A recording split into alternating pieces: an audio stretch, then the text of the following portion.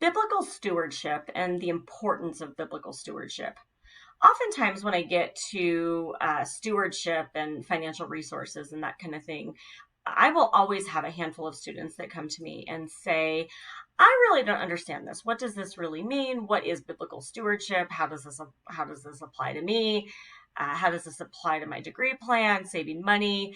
So I want to just give a little bit of context, and hopefully this will help shed a little bit of light on what we're looking for, what this week is really centered on with reference to stewardship. So, according to scripture, God created the earth for mankind. So now we as people are all stewards of his creation. This means that it is our responsibility to really look after and take care of this world. We should accept the responsibility and appreciate God's gift of creation for being our home. So, our stewardship of creation involves caretaking of the environment, of the animals, of our families, of our communities. Uh, Individually, how can we be good stewards of something? How can we take care of something? How can we do something that is God honoring or that shows gratitude to God for giving us that opportunity to care for his creation in that way. So that's kind of the bottom line of what is biblical stewardship. By definition, a biblical worldview of stewardship is utilizing and managing all the resources that God provides for the glory of God and for the betterment of his creation. So essentially, what we're looking for is that to be a steward means that we're managing everything that God brings into our lives in a manner that is God honoring to him. So this is kind of it's a hard concept to understand if you're not fully immersed in that Christian culture. What does that really mean? And so really, how can we apply this to our this week's ideas of saving money on tuition and whatnot? And the goal here is, how can we be good stewards of our financial resources? So how can we do this? Well, we can only borrow or take out enough financial aid to cover the cost of our courses. We cannot over borrow. We can make sure that we're utilizing that resource well, and we're taking our classes and really putting our best foot forward. Because why? Because that would be God honoring.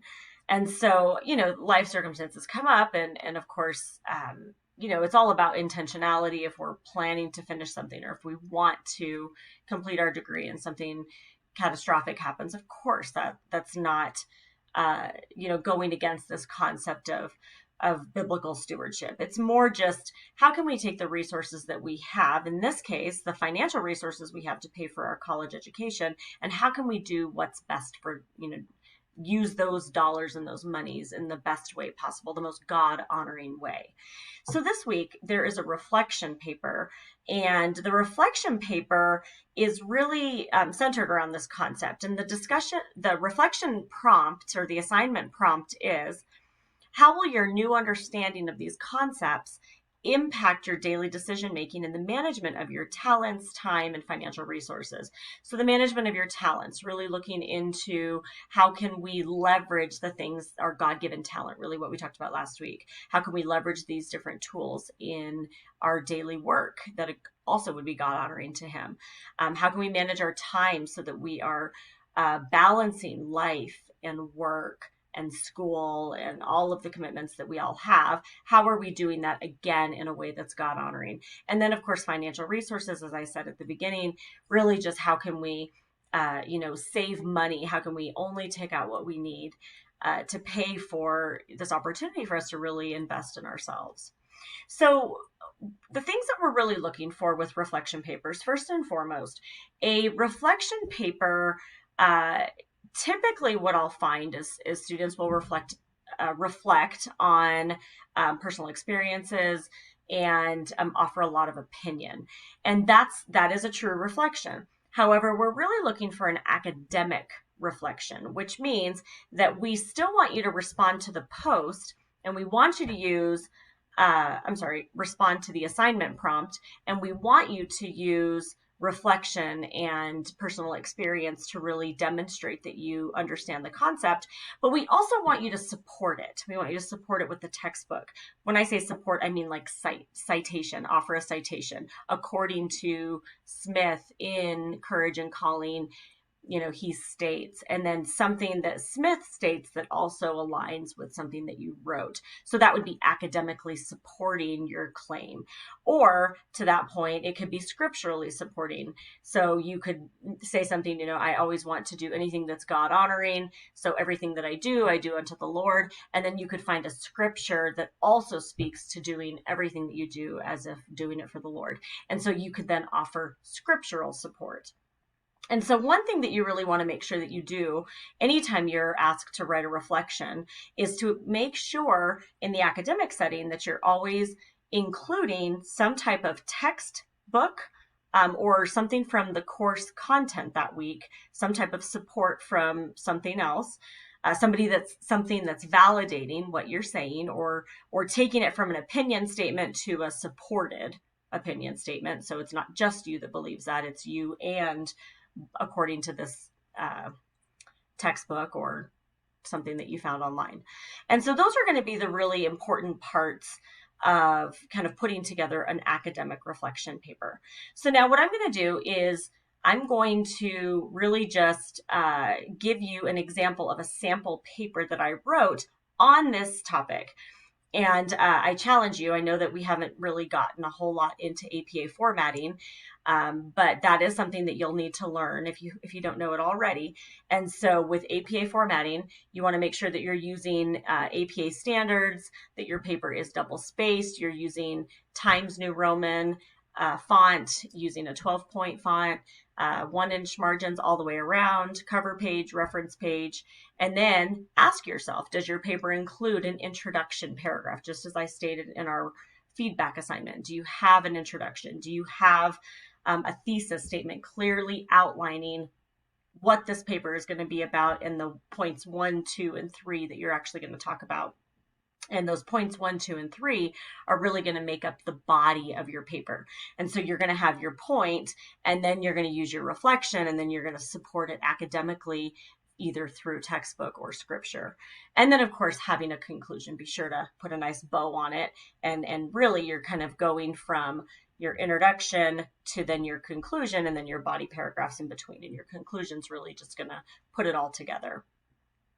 So basically responding to that assignment prompt, this is what I would write. In the book Courage and Calling, Smith discussed the concept of being good stewards of our lives.